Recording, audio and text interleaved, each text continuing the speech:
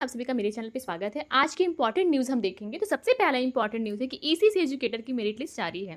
Second है कि BEd और डीएलएड की काउंसलिंग के लिए एजेंसी तय नहीं। थर्ड है बेसिक के शिक्षक आईआईटी से पढ़ेंगे डिजिटल साक्षरता का कोर्स। आरओ का पेपर इतना आसान पहले कभी नहीं आया। लास्ट है कि प्रदेश में युवाओं के लिए डिजिटल लाइब्रेरी। इतनी इंपॉर्टेंट न्यूज़ हम एक एक न्यूज़ पर हम पहले जाएंगे। सबसे पहला है कि ईसीसी एजुकेटर की मेरिट लिस्ट जारी। हम एक-एक न्यूज़ पर जाएँगे और उसको डिटेल से पढ़ेंगे कि डिटेल में क्या है। तो पहला है कि ईसीसी एजुकेटर की मेरिट लिस्ट जारी कर दिया गया है। तो देखिए, हम देखेंगे न्यूज़ के माध्यम से कि पहले क्या हुआ था। कल हमने बताया था कि प्रतापगढ़ की जो है डॉक्यूमेंट वेरिफिकेशन की डेट आ गई है 28 जुलाई से 6 अगस्त तक के बीच में आपका प्रतापगढ़ वालों का डॉक्यूमेंट वेरिफिकेशन होगा। फिर एक जिला आया हमीरपुर, ठीक है? उसका डॉक्यूमेंट वेरिफिकेशन होना था 24 जुलाई को। लेकिन कुछ लोग स्टूडेंट ऐसे थे जो उस समय नहीं जा पाए। तो उसको क्या कर दिया गया, एक्सटेंड कर दिया गया, उनको फिर से मौका दिया गया। तो वो मौका 28 जुलाई का दिया गया। आइए हम देखते हैं कौन सा नोटिस आया है हमीरपुर की तरफ से। देखिए, लिखा गया है कि प्री प्राइमरी शिक्षा के अंतर्गत मानव संसाधन को लोकेटेड आंगनबाड़ी केंद्रों में संविदा यानी आउटसोर्सिंग के माध्यम से चयन हेतु निर्गत विज्ञप्ति के अनुसार आवेदन करने वाले समस्त अभ्यर्थियों उनके समस्त अभिलेखों की जांच हेतु दिनांक 24 जुलाई को विकास भवन सभागार हमीरपुर में उपस्थित होने हेतु आपके स्तर से सूचित किया गया था। लेकिन कुछ स्टूडेंट किसी कारणवश उस समय नहीं पहुंच पाए, तो उसको एक्सटेंड करके कर दिया गया 28 जुलाई को विकास भवन कुछेछा हमीरपुर में स्थित सभागार में प्रातः 11 बजे अपने समस्त मूल शैक्षिक अभिलेख, अपने समस्त अभिलेखों के एक एक स्व प्रमाणित छाया प्रति यानी जो भी आपके पास डॉक्यूमेंट्स हैं होंगे उसको फोटोकॉपी भी लेकर जाना है। और अपनी एक पासपोर्ट साइज फोटो 100 रुपए का नोटरी स्टाम्प पेपर भी लेकर जाना है। तो आप लोगों को क्या करना है, एफिडेविट भी लेकर जाना है, उस पर 100 रुपए का स्टाम्प पेपर लगा हो। तो ये सब चीज़ें आप लोग नोट कर लीजिए जो भी हमीरपुर के हैं। और प्रतापगढ़ वालों का कब है, 28 जुलाई से 1 अगस्त है। और आपका एक जिला ऐसा है जिसका अभी जो है फॉर्म भरने की डेट एक्सटेंड किया गया है, तो वो आपका है शाहजहांपुर। शाहजहांपुर वाले इंपॉर्टेंट न्यूज़ है, इसको ध्यान में रखेंगे। अगर फॉर्म नहीं भर पाए हैं तो आप लोग फॉर्म भर दीजिएगा। मुरादाबाद का 2 अगस्त है, जालौन का 3 अगस्त लास्ट डेट फॉर्म भर। अच्छा, कुछ लोग ये पूछ रहे हैं कि मैम ईसीसी एजुकेटर की मेरिट लिस्ट कैसे बनती है। तो आपका देखिए लिखा होगा 10th 12th और आपने अगर एनटीटी का कोई डिप्लोमा किया है या फिर आपने ग्रेजुएशन होम साइंस से किया है, उसके पूरे मार्क्स जोड़कर जो है आपकी मेरिट लिस्ट तय की जाती है। लेकिन कभी कभी क्या होता है कि जो कम मेरिट वाले हैं उनका सिलेक्शन हो जाता है और ज़्यादा मेरिट वालों का नहीं होता है। तो उस केस में क्या होता है, जो आपका निदेशालय है लखनऊ में, वहाँ पर रैंडम छटनी होती है। तो तब ऐसा होता है कि जो कम मेरिट वाले हैं उनका हो जाता है, जैसे लकी ड्रॉ होता है ना, वैसे ही होता है वहाँ पर।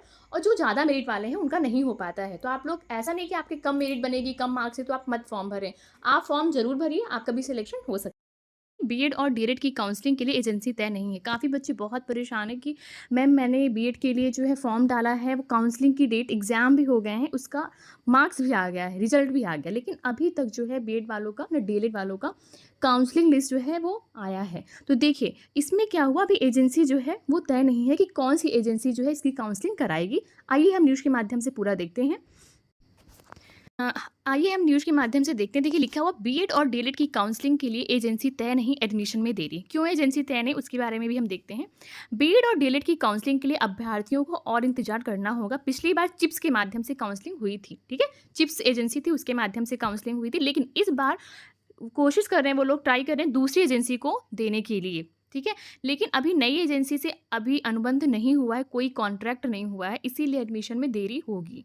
तो आप लोग इसको देख लीजिए। और इस बार जो है सीटें भी कम किया गया, क्योंकि कई बीएड और डीएलएड के जो स्कूल हैं, कॉलेजेस हैं सॉरी, उसको बंद कर दिए गए हैं। तो इस बार जो है सीटें भी कम है। देखिए लिखा हुआ है पिछले साल 150 बीएड और 91 डीएलएड संस्थानों में हुआ था प्रवेश, लेकिन इस बार जो है कई को बंद कर दिया गया है। कई आधा दर्जन करीब जो कॉलेज हैं उसको बंद कर दिया गया है। तो इस बार जो सीटें हैं वो भी काफ़ी कम होंगी। तो हर बार होता है कि जो बीएड और डीएलएड की काउंसलिंग होती है वो लेट होती है। हालांकि इसको टाइम से कराना चाहिए, क्योंकि बच्चों के पास टाइम भी नहीं होता है। एग्ज़ाम मान लीजिए आपका एडमिशन हुआ है सितंबर में या अक्टूबर में और एग्ज़ाम जनवरी में करा रहे हैं, तो आपके पास बहुत कम टाइम बचता है। तो इसको कोशिश करनी चाहिए कि इसको जो है टाइम से कराएं। आप अपनी राय दीजिएगा। देखिए थर्ड है कि बेसिक के शिक्षक आईआईटी से पढ़ेंगे डिजिटल साक्षरता का कोर्स। अभी नई वैकेंसी आ नहीं रही है, जो पुराने हैं उन्हीं को परेशान कर रहे हैं। तो इसके बारे में भी हम लोग देखते हैं कि क्या है इसका पूरा ब्यौरा न्यूज़पेपर के माध्यम से। देखिए लिखा हुआ बेसिक के शिक्षक आईआईटी से पढ़ेंगे डिजिटल साक्षरता का पाठ। प्रदेश में 750 से अधिक शिक्षकों को एससीईआरटी दिलाएगा ट्रेनिंग। आइए हम देखते हैं कि परिषदीय विद्यालयों के शिक्षक व जिला शिक्षा एवं प्रशिक्षण संस्थानों के प्राचार्य व प्रवक्ता देश के प्रतिष्ठित तकनीकी व प्रबंधन संस्थानों से प्रशिक्षण हासिल करेंगे। बाद में वे प्रशिक्षण से सीखी आधुनिक तकनीकी से बच्चों को भी प्रशिक्षित करेंगे। तो इनका मेन मोटो है कि आप पहले जाइए डिजिटल साक्षरता का कोर्स करिए, फिर आके प्राइमरी स्कूल के बच्चों को जो है पढ़ाइए। अब ऐसा कोई करता है? आप लोग बताइएगा अपनी राय क्या है।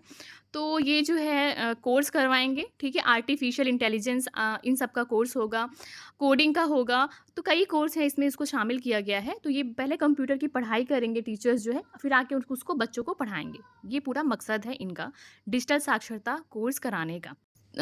आर ओ का पेपर इतना आसान पहले कभी नहीं आया। तो इस बार आर ओ का पेपर बहुत ईजी बनाया गया था।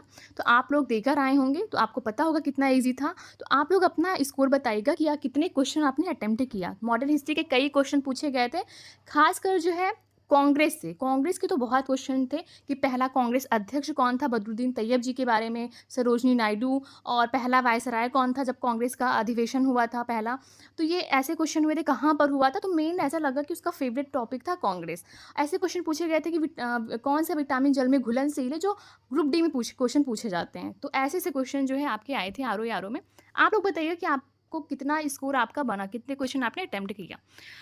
फिर है कि प्रदेश में युवाओं के लिए डिजिटल लाइब्रेरी। इस पर हम चलते हैं, काफ़ी अच्छा है ये वाला टॉपिक जो है। अगर ऐसा होता है तो जो भी प्रतियोगी परीक्षा की तैयारी कर रहे हैं उनके लिए बहुत अच्छी जो है सुविधा प्रदान हो जाएगी। देखते हैं हम न्यूज़पेपर की। देखिए लिखा हो, प्रदेश में युवाओं के लिए डिजिटल लाइब्रेरी 21 जिलों में 7 ही अध्ययन केंद्र शुरू किए जाएंगे। अब मेन इसमें क्या है, जो आपके कमज़ोर वर्ग के लोग हैं उन युवाओं को फ़ायदा मिल सकेगा। इस पहल से विशेष रूप से आर्थिक रूप से कमज़ोर, ऐसा नहीं कि मतलब कमज़ोर वर्ग या SC ST, ऐसा नहीं है। जो भी कमज़ोर वर्ग का मतलब है आप आर्थिक रूप से जो भी कमज़ोर होंगे इसका फ़ायदा उठा सकेंगे। इस पहल से विशेष रूप से आर्थिक रूप से कमज़ोर तबके के छात्र भी गुणवत्तापूर्वक अध्ययन सामग्री तक पहुँच बना सकेंगे। देखिए कुछ लोग जो होते हैं वो लाइब्रेरी में पैसे नहीं दे पाते, जो प्राइवेट लाइब्रेरी होती है, तो डिजिटल लाइब्रेरी उनके लिए बनाया जाएगा। और ये बहुत अच्छी पहल होगी जो भी जो प्रिपरेशन की तैयारी कर रहे हैं। उत्तर प्रदेश के युवाओं को प्रतियोगी परीक्षाओं की तैयारी के लिए अब डिजिटल संसाधनों से लैस पुस्तकालयों की सुविधा मिलेगी। लखनऊ स्थित सहभागी शिक्षण संस्थान में 7 ही अध्ययन केंद्र परियोजना का शुभारंभ हुआ है। तो इसका जो परियोजना है उसका नाम है 7 ही अध्ययन केंद्र। यह परियोजना माध्यमिक शिक्षा विभाग, उत्तर प्रदेश सरकार और IIT की साझेदारी से शुरू किया गया था। यानी 3 लोगों की साझेदारी से इसको स्टार्ट किया जा रहा है। तो ये निःशुल्क होगा, आपको पूरा इंटरनेट फ्री मिलेगा, बुक्स मिलेंगी, आपको लर्निंग टूल्स सारे मिलेंगे। तो आप अगर UPSC की तैयारी करें, SSC की, बैंकिंग की, किसी की भी करें, UPPSC की करें, तो आपके लिए बहुत अच्छा होगा। अगर ये खुलता है तो आप लोग भी जो है, जो भी कमज़ोर वर्ग हैं, इसमें आप लोग अपना दाखिला कराइएगा, ठीक है। तो आज का न्यूज़ यहाँ तक ही था। आपको कैसी लगी पूरी न्यूज़ कमेंट सेक्शन से बताइएगा। तो आज का न्यूज़ इतना ही था। कैसी लगी आपको न्यूज़ कमेंट सेक्शन में अपना अपना राय दीजिएगा। क्या सुधार करना चाहिए, कौन से और जो है टॉपिक नए लाने चाहिए न्यूज़पेपर के माध्यम से, वो भी आप लोग बताइएगा कमेंट सेक्शन में। तो थैंक यू सो मच। अगर आप नए हैं तो चैनल को सब्सक्राइब कर लें और अपने दोस्तों को भी लिंक शेयर कर दें। Thank you. फिर है कि प्रदेश में युवाओं के लिए डिजिटल लाइब्रेरी। इस पर हम चलते हैं, काफ़ी अच्छा है ये वाला टॉपिक जो है। अगर ऐसा होता है तो जो भी प्रतियोगी परीक्षा की तैयारी कर रहे हैं उनके लिए बहुत अच्छी जो है सुविधा प्रदान हो जाएगी। देखते हैं हम न्यूज़पेपर की।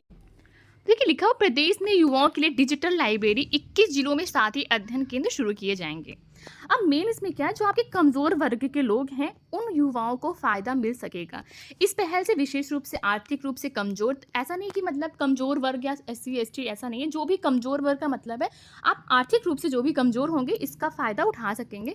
इस पहल से विशेष रूप से आर्थिक रूप से कमज़ोर तबके के छात्र भी गुणवत्तापूर्वक अध्ययन सामग्री तक पहुँच बना सकेंगे। देखिए कुछ लोग जो होते हैं वो लाइब्रेरी में पैसे नहीं दे पाते, जो प्राइवेट लाइब्रेरी होती है, तो डिजिटल लाइब्रेरी उनके लिए बनाया जाएगा।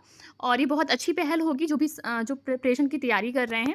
उत्तर प्रदेश के युवाओं को प्रतियोगी परीक्षाओं की तैयारी के लिए अब डिजिटल संसाधनों से लैस पुस्तकालयों की सुविधा मिलेगी। लखनऊ स्थित सहभागी शिक्षण संस्थान में 7 ही अध्ययन केंद्र परियोजना का शुभारंभ हुआ है। तो इसका जो परियोजना है उसका नाम है 7 ही अध्ययन केंद्र। यह परियोजना माध्यमिक शिक्षा विभाग, उत्तर प्रदेश सरकार और IIT की साझेदारी से शुरू किया गया था। यानी 3 लोगों की साझेदारी से इसको स्टार्ट किया जा रहा है। तो ये निःशुल्क होगा, आपको पूरा इंटरनेट फ्री मिलेगा, बुक्स मिलेंगी, आपको लर्निंग टूल्स सारे मिलेंगे। तो आप अगर UPSC की तैयारी करें, SSC की, बैंकिंग की, किसी की भी करें, UPPSC की करें, तो आपके लिए बहुत अच्छा होगा। अगर ये खुलता है तो आप लोग भी जो है, जो भी कमज़ोर वर्ग हैं, इसमें आप लोग अपना दाखिला कराइएगा, ठीक है। तो तो आज का न्यूज़ इतना ही था। कैसी लगी आपको न्यूज़? कमेंट सेक्शन में अपना-अपना राय दीजिएगा। क्या सुधार करना चाहिए? कौन से और जो है टॉपिक नए लाने चाहिए न्यूज़पेपर के माध्यम से?